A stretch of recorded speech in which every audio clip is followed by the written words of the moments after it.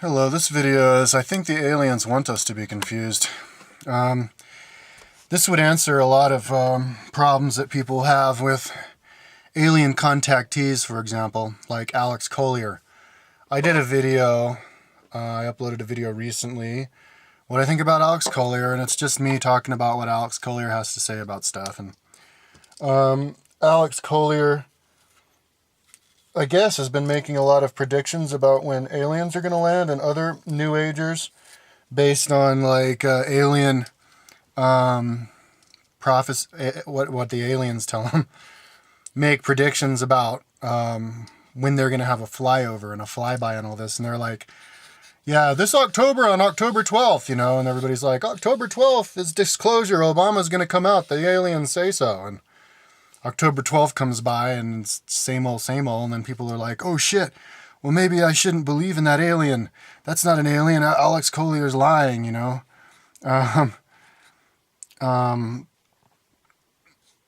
channeler is not correct. But, maybe they're lying because the aliens' philosophy is if you're going to ask them a question, they're going to give you an answer. And I like that. I like that whole, if you ask me a question, I'll give you an answer philosophy. That's how I am with my YouTube videos. Anybody who comments on my video, whether they're a dick or nice, I answer. And if I have the time, I try to use up the entire 300 spaces answering, whether it's, no matter how short of a comment they make on me.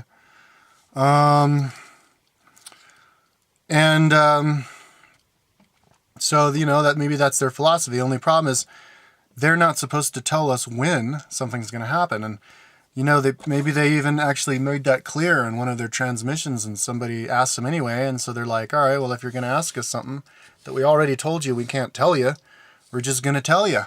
But we're going to tell you, we're going to lie to you and we're going to tell you some date, and because that's kind of what Edgar Cayce did. Edgar Cayce would say all sorts of predictions about, or say all sorts of stuff about like what's wrong with somebody, even if they're like 1,000 miles away, and what treatment they need to do, and it would always help them.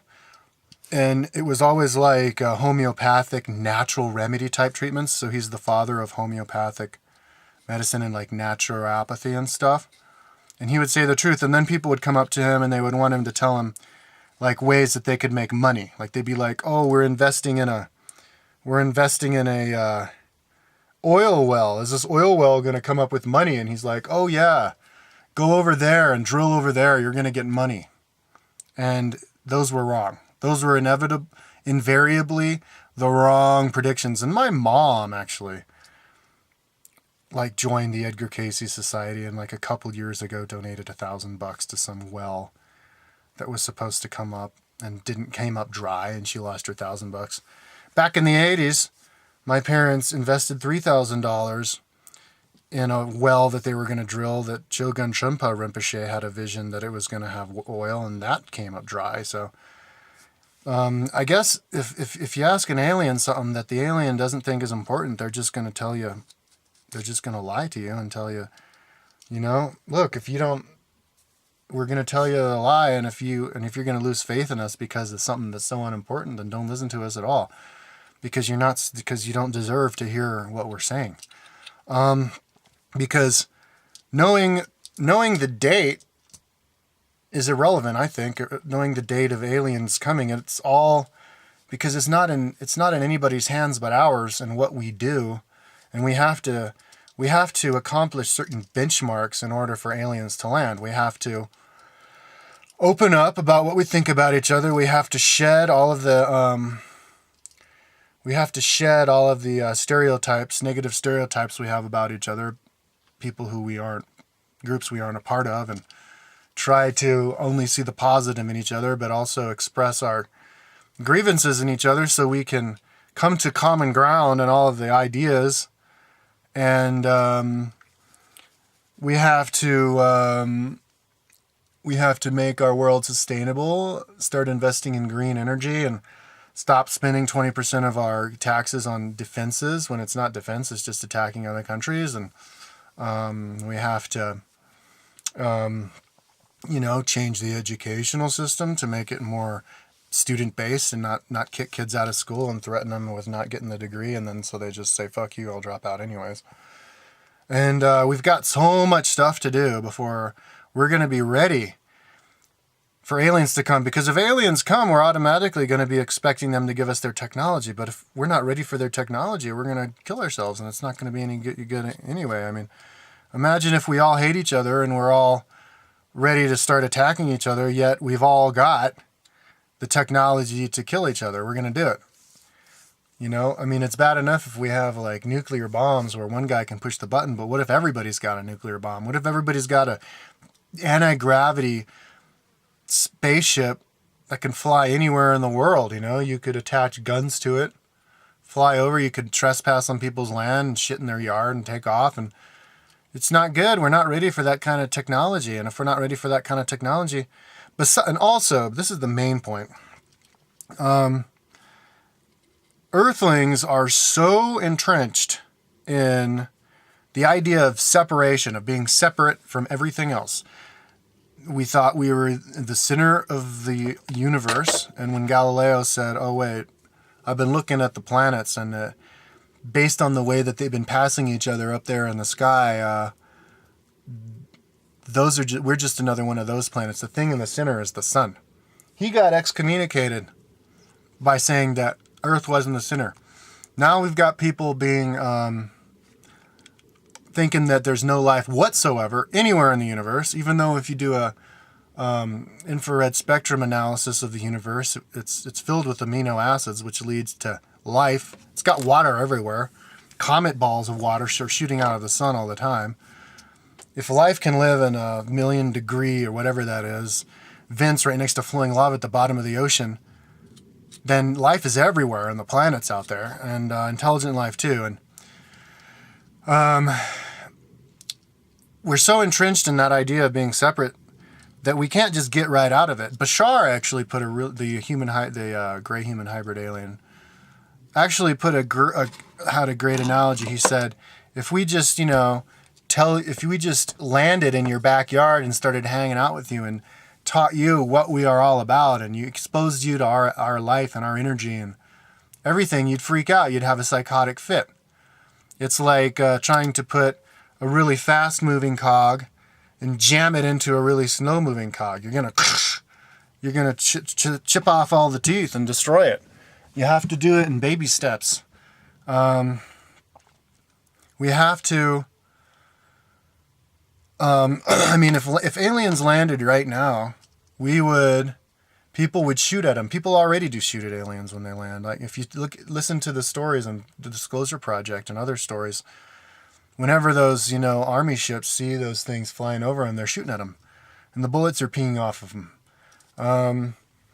Listen to what Ronald Reagan said back in the 80s. He's like, I talked to Gorbachev, and I just told him, imagine if we got a threat from out there, how soon we'd come together, and that's true. But, that's how we think. We're thinking of the threat out there, and that people are so involved and so interested in the devil and the Satan being all evil. And if you're evil, they think that you go to hell for all of eternity. So humans think that if somebody's evil, you're evil forever. And so that it's forever fight them and they're evil. And so basically the aliens want us to be confused, because the first thing we need to do in order to figure out that we're all part of this one big organism that's good, and where good actually prevails instead of evil in the universe. We have to focus on what's important, and those are the steps that we have to take in order to be ready for aliens to land. We can't be thinking, oh, well, when are they going to land? Show us a miracle so that we'll believe. In the past, that was kind of, I guess, a good idea. Show them a miracle and then they'll believe. That's what Jesus did, right? And then they believed, but then they deified Jesus, and now they follow Jesus, and they forget anything that he said, and then they rewrite the Bible to say that, to reiterate the whole false idea that the only way to get to heaven is through Jesus. Give your allegiance to Jesus and you can get into heaven. Kind of like show your allegiance to the emperor of Rome and then you can become a Roman citizen, And that's So, showing miracles like, oh yeah, why should I believe you? Land into my backyard and then I'll believe it, type of a thing. Well, there's really no reason for them to have to do that because the proof is already here. All you have to do is look at all the different monuments. Go to Baalbek, Lebanon. There's no fucking way we could even make that today. We'd have to create a new crane. We have one crane in the world, the Marmoset, which can lift those things. But it can't bring them anywhere. It can only move them from point A to point B. The Marmoset crane has to put out these big ass supporters way out everywhere with this huge tracks. And they have to bring it in by a ship. I mean, how would they even get the Marmoset back there? You'd have to invent a new truck, a new train just to get it back there to where those stones are. And 1,000 tons those things are, but they're all over the place. You've got mounds of stone shooting across England that are perfectly straight all over England, crisscrossing. How do they do that? Look at Teotihuacan, 13,500 feet up there in the air, where there's no trees, built perfectly fit together with metal clamps like a puzzle. You can't even put a piece of paper through it. The stones over at Sacsayhuaman, Cusco, Peru are 2x, 3x, 4x the size of my car stacked up on top of each other perfectly. You could keep going. They're all over the place. Japan, underwater. I mean, I don't want to waste my time on this particular video. People are like, show me the proof. What about all the testimony of the 400 people who've witnessed spaceships? How about the 3,000 U.S. planes who went disappearing trying to shoot down the spaceships? How about the witnesses who saw the Phoenix lights, including the governor of New Mexico, who thinks that they're aliens? Anyways, I shouldn't have to go on. Look at the videos themselves. It's obvious that they're here. So they're like, show me proof. Well, it's like what you have to do actually is open your eyes. And, you don't need miracles. You don't need somebody landing in your backyard. You don't need someone showing you a miracle to your face. And you don't need an alien giving you a prediction. When is it going to come? When's it going to happen? Well, that's totally irrelevant. When are you going to click the video on YouTube and watch it? When are you going to look at my website, the aliens pages on my website that I put together? When are you going to get off of your ass? It's all up to you. So, and I think the aliens really do want us to pay attention and think for ourselves and question them. They really want us to question them. And the best way to question them is by giving us false information every now and then. Because at the end of the day, when we do wake up and we do, accept that they're here and we can accept having telepathic powers so that we can all look at each other and know what each other's thinking and not worry about and not get all pissed off at each other all the time. We're going to want to be able to look back on our past in a way that we can remember it all. And remember how crazy we really were. Sometimes the best way to learn something is if you have to learn it over and over again, and then you forget, and then you learn it again, and then not that time you really learn it. If you learn a lesson once, and then a few years go by, and then you look back, it could be harder to remember what you learned, unless you learned it the slow way.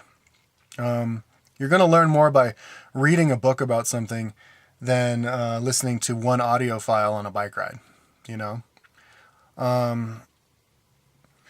and you're gonna, so maybe that's why they, aliens are allowing all this information about fear of evil reptile aliens all over the place, eating children's brains.